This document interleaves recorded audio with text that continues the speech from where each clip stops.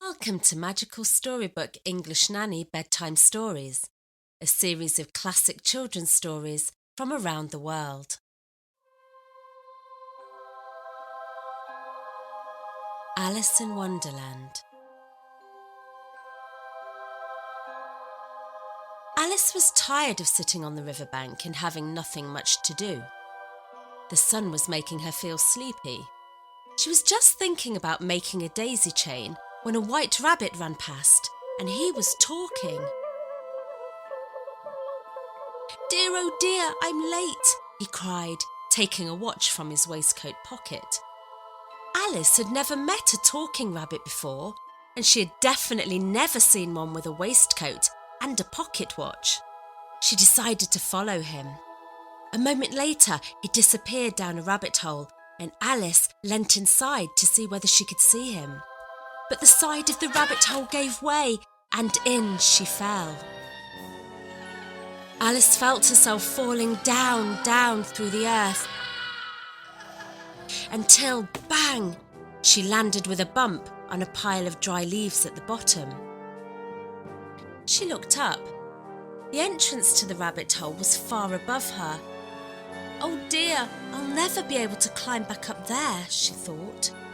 She saw that she was in a long underground room with a very low ceiling and tiny doors all around the edge.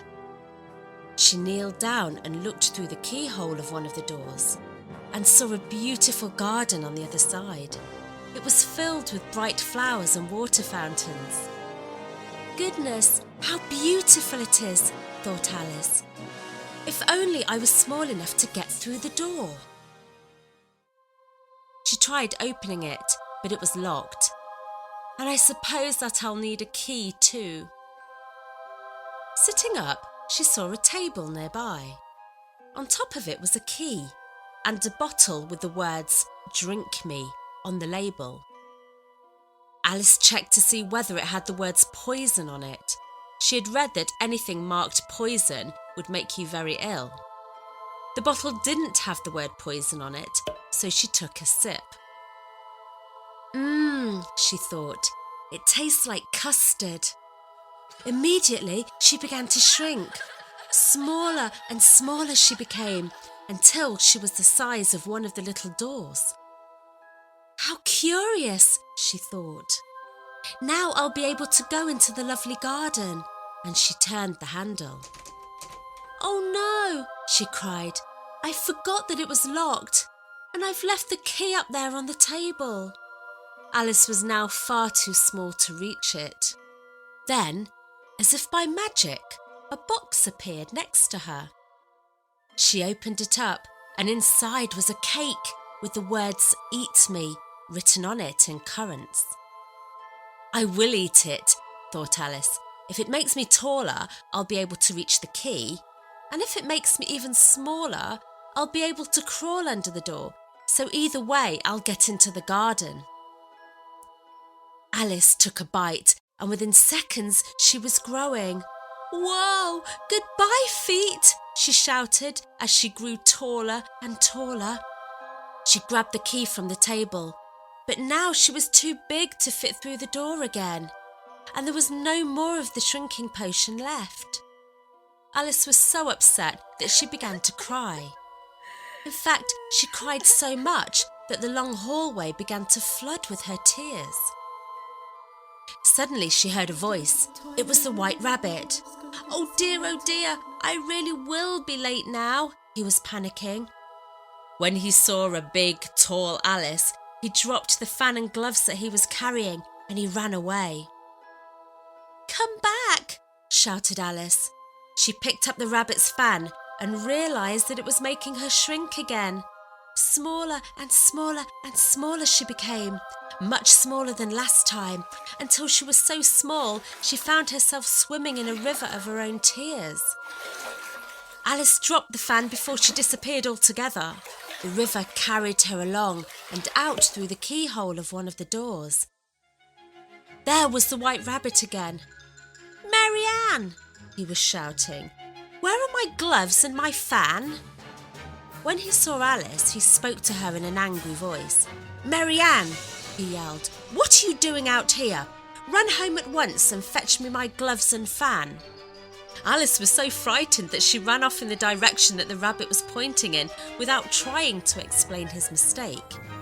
How strange it feels to be running errands for a rabbit, she thought. She soon came across a small house with the name W. Rabbit on the door. She ran in and hurried upstairs, worrying in case the real Mary Ann was inside. She found a fan and white gloves laid out on a table and grabbed them. She was just about to leave the room when she saw a bottle near a mirror. Checking once more that it didn't say poison, she decided to drink it, thinking that something interesting was bound to happen. No sooner had she drunk half the bottle than she began to grow again, and this time she didn't stop growing. Soon she had to kneel on the floor. Then a moment later her elbow was pressed against the door and her foot was going up the chimney. Eventually she stopped growing, but there was no chance of Alice ever being able to get out of the house while she was this size. She felt very unhappy. Then she heard the White Rabbit's voice again. "Mary Ann, where are you?" He tried to open the front door, but Giant Alice was squashed up against it. As she gazed out of the window, she noticed that the pebbles outside were turning into cakes with currants on them. She squeezed her arm out and managed to grab one. Taking a bite, she began to shrink again, and soon she was small enough to run out of the rabbit's house and into the forest. While she was walking through the forest, admiring the beautiful and strange creatures in Wonderland, she came across a gigantic mushroom. Peering over the top, she saw the eyes of a large caterpillar staring back at her. He was smoking a long pipe. "Who are you?" he asked Alice. "I hardly know, sir," she replied. "I know who I was when I woke up this morning, but I've changed size lots of times since then." The caterpillar shuffled down from the mushroom, and as it was crawling away it shouted, "One side will make you grow taller, and the other side will make you grow shorter." "One side of what?" "Of the mushroom." And a moment later the caterpillar was out of sight. Alice broke off a piece of the mushroom from each side and took a tiny bite from each until she was the right size again. Then she came across another house in the forest. She watched as a royal footman knocked on the door. "I have an invitation for the Duchess from the Queen to play croquet," he said when another footman opened the door. The footman took the invitation and told Alice that she could go into the house. There, in the kitchen, she saw the Duchess sitting upon a three-legged stool. She was holding a baby. The cook was stirring a pot of soup. "Achoo! There's too much pepper in that soup," sneezed Alice. The cook became angry and started throwing pots and pans around the room. "If everyone minded their own business," said the Duchess, "the world would go round a great deal faster than it does." Alice looked down at the baby that the Duchess was holding and saw that it had turned into a pig. It then got down and trotted off into the forest. "What a strange place," said Alice out loud. Alice left the house and looked up into the trees. She saw a cat grinning at her from the branches. "It's a Cheshire cat," shouted the Duchess before closing the door. "Cheshire cat, could you please tell me which way I should go?" said Alice. "Well, that depends a good deal on where you want to get to," he answered. "I don't care much where, as long as I get somewhere," she replied. The cat stretched. "Then it doesn't matter which way you go. You're sure to get somewhere if you walk long enough." Alice could not deny that this was true. "What sort of people live about here?" she asked. "In that direction," said the cat, waving its paw, "lives a hatter." And in that direction, he said, waving the other paw, lives a March hare. Visit whichever you like. They're both mad. But I don't want to go among mad people, Alice remarked. Oh, you can't help that, said the cat. We're all mad here. I'm mad. You're mad. Will you play croquet with the Queen today? Oh, I would like that very much, said Alice, but I haven't been invited.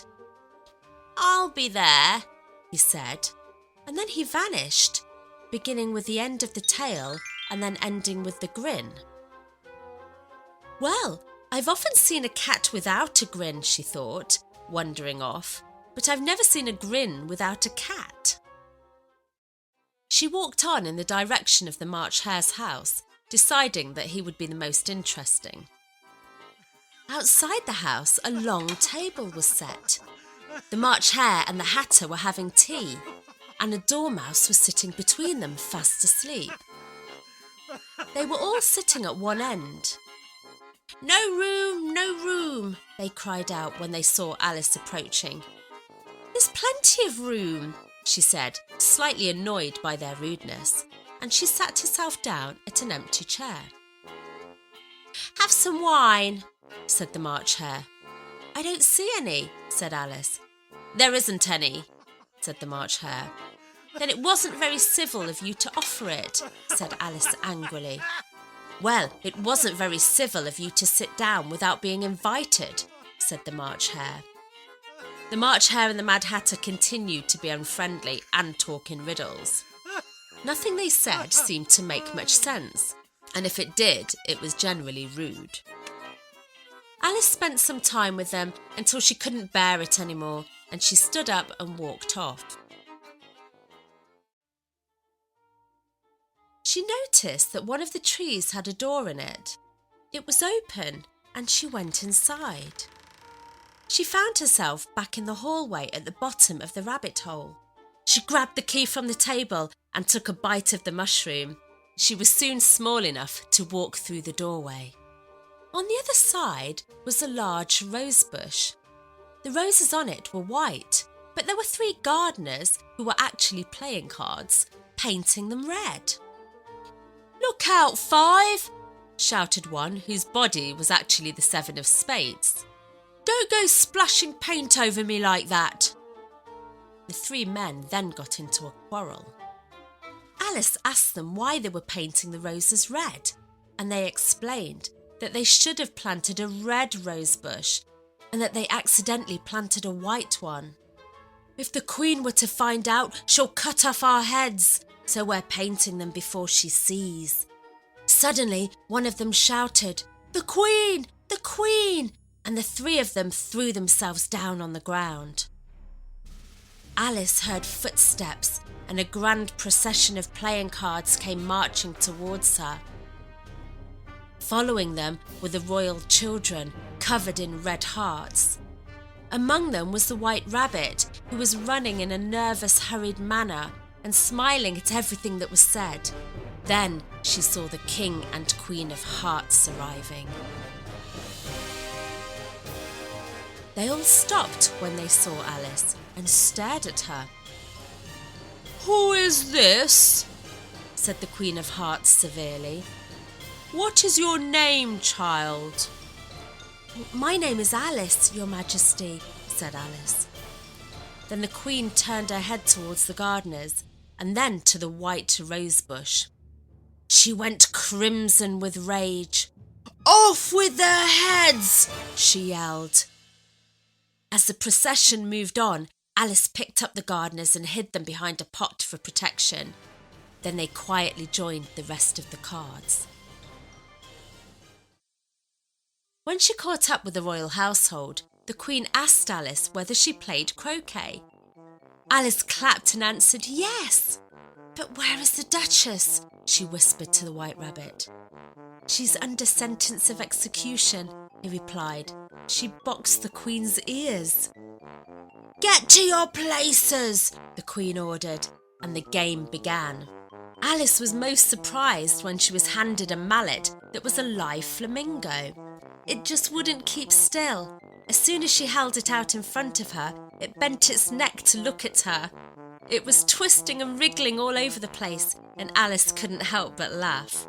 The whole game was ridiculous, and the Queen was ordering everyone's head to be chopped off. They're dreadfully fond of beheading people here, she thought. It's a wonder there's anyone left alive. She was just looking for an escape route when suddenly she saw a grin appear in the air.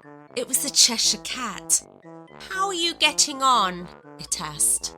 Alice waited. There's no point in speaking to it, she thought.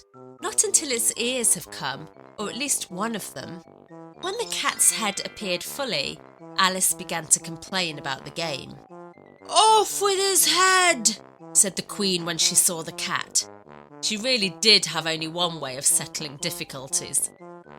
Soon the executioners were gathered around the Cheshire Cat's head, wondering how they could chop off a head when there was no body to chop it off from.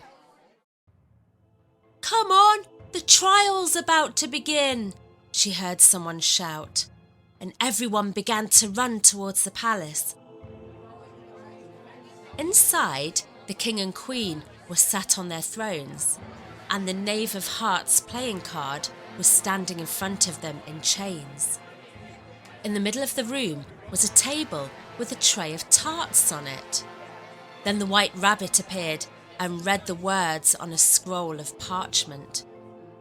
"The Queen of Hearts, she made some tarts, all on a summer's day. The Knave of Hearts, he stole those tarts and took them quite away." Witnesses were called, including the Mad Hatter, the March Hare and the Dormouse. None of them said anything that made any sense. Suddenly, Alice felt very strange. She realised that she was growing again. No one in the courtroom had noticed, as they were still having the most ridiculous conversations. Then she suddenly heard her name being called as a witness. The King looked at Alice, and then looked through his rule book and said, "All persons more than a mile high should leave the court." "I'm not a mile high," said Alice. Then the silly conversation started again. "Oh, stuff and nonsense," said Alice eventually. "Off with her head," yelled the Queen. The gigantic Alice looked at the Queen and said, "You're nothing but a pack of cards." At this, every playing card in the courtroom rose up and flew around Alice's head. A moment later, she opened her eyes and saw that she was lying on the riverbank and that a few dried leaves had blown around her face. It had all been a wonderful dream. Suddenly, a white rabbit ran past. She sat up and listened. She was certain that she could hear the rattle of the March Hare's teacups in the distance.